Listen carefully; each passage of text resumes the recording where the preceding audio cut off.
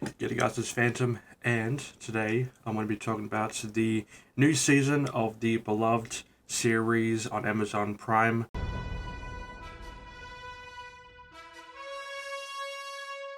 Now, Invincible is a show that I would never think I would love so much. The first season was just dropped out of nowhere. I had no idea about it. All I knew is that it was kind of similar to The Boys, whereas like the disturbing imagery, shock factor, and everything like that. The first season I love. It is probably one of my favorite first seasons of any show. It is a 10 out of 10 season. So this one, 2 years later, well, it started in November of 2023, and it had a very controversial 3-month break, which kind of killed the hype. So I would say that the second half is way better than the first half, which is at its show's fault. Yeah, like the first 3 episodes didn't really do much for me. They were really good still, but they weren't at the par of the first season, where every episode is peak. It is kind of slow, and we see the aftermath of the devastating finale of season 1, where Omni-Man beats the living daylights out of Mark, and it did not leave him looking pretty at all. But this one, we follow Mark going through the aftermath and everybody surrounding him. We see him going into college, and his relationship with Amber is struggling way more in this one, which I was praying for the downfall. But I'll go through each episode, give my thoughts on them, and then positives and negatives. Of course, is the aftermath of the season finale, and yeah, we see a new villain. We start off with them in an alternate universe with Action Levy, who has multiversal powers, who shows us this world if Invisible did in fact join his dad. So that was pretty cool to see. And what they did to Eve, I will not forgive them for. Why shave the hair? Episode 2 is one of my least favorite ones. It's almost nothing happens. Yeah, pretty much nothing happens. We see Mark go into this underwater place, and yeah, nothing happens. This is probably my least favorite episode. Episode 3 is where we pick up a bit. We actually start to see Mark going into college and the struggles, because he needs to go help people a lot. We see what we think is the comic book hero that Mark loves rush into his room and be like, "Hey, we need your help." But it turns out he doesn't actually need help.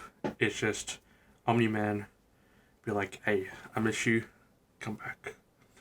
And then they go on a tangent, they fight, and stuff happens. Episode 4 is peak. We see everything happen. The Viltrumites invade the planet that that Nolan is on.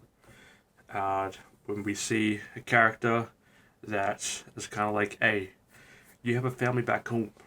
Well, not really anymore after season 1, but I mean, we will be getting a pretty cool character. But we see again Mark getting absolutely beaten up. He gets stabbed, all that, and Omni-Man gets taken. End of episode 4, start of season 5 is. I have no idea why they took a break. They had no reason to at all, apart from taking people's subscriptions.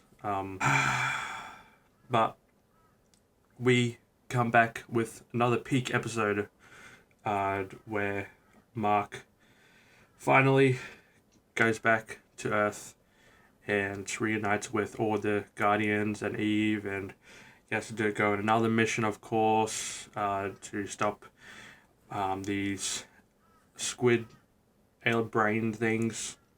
Kind of gross, but that was a fun episode. We see some very disturbing stuff. Episode 6, we see everything after that. Rex is insane. He clutches his bag, and he may be the second one. But yeah, we see more Mark having to balance more of his stuff, and the tragedy of everything happened in season 5, episode 5. Episode 7 is peak again. We see a character that from the comics is not the greatest of peoples. Anissa, we all know what happens. But they don't show it, of course, because it's very early on in the series. They have a fight, Mark and Anissa, and it was pretty cool and very bam. It's like he just keeps losing. But episode 8 is my favorite episode, and of course it is. We see more of Angstrom showing his powers and sending Mark into dimensions and places that, like, oh, that's cool. We first see him in a dinosaur thing, we're talking dinosaurs, which was pretty funny. Second one, see a variation of Spider-Man, Agent Spider, with Doc Ock ripoff. That I like that. Josh Keaton came back to voice another variant of Spider-Man, because he is probably one of my favorite Spider-Mans. And then we see a whole bunch of other stuff as well. We see, like, Batman. Like, literally, we see Batman. We don't hear him speak or anything. Mark's like, oh, so you're a man that dressed up like a bat. Your name is, like, yeah. And then the wildest thing I've seen in the entire show is Mark pops out with a Fortnite sniper, literally a Fortnite sniper, and bam. Some nerds are gonna go crazy over this episode. Again, a lot of crazy things happen. Mark just straight up kills Angstrom in the coolest way ever. He is very disturbed afterwards. He goes a little bit crazy. We see blood all over him, top to bottom. See his costume ripped up, and we kind of see Angstrom afterwards with blood like everywhere. And he's stranded on his place. The older version of the Guardians come in and save him. They are old. And Eve confesses his love to Mark, which I'm like, yes, I need them in season 3. But he kind of fumbles at the end as well, but I mean, it's kind of expected. He just broke up with Amber, which was actually a very sad scene in episode 7. But yeah, overall this season was amazing. I thought that the second half was way better than the first half. It was very, very slow, and not all that happens. But we see some cool characters, and the arc with William and whatever the other guy's name is, I don't really remember. That was kind of just filler, and Donald, I'm like, yeah, it's kind of sad what they did to what Donald finds out, but that entire storyline was kind of filler. This, of course, it is amazing. The action sequences, the animation, peak monologues and dialogue, and literally the entire. Yeah, we see a lot of cold moments. Again, we see Mark, Guardians, everybody's arc at the end of the season. It's complete. We see some great moments. The only negatives that I have is that break, and the first like first 3 episodes were kind of weak.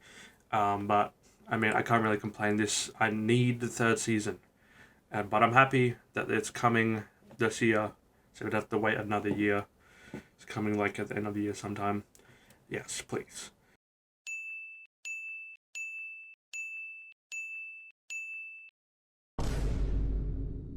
Anyway, what were your thoughts on this season of 3rd time? But yeah, what were your thoughts on the entire thing? I thought the season was great. Have a good one.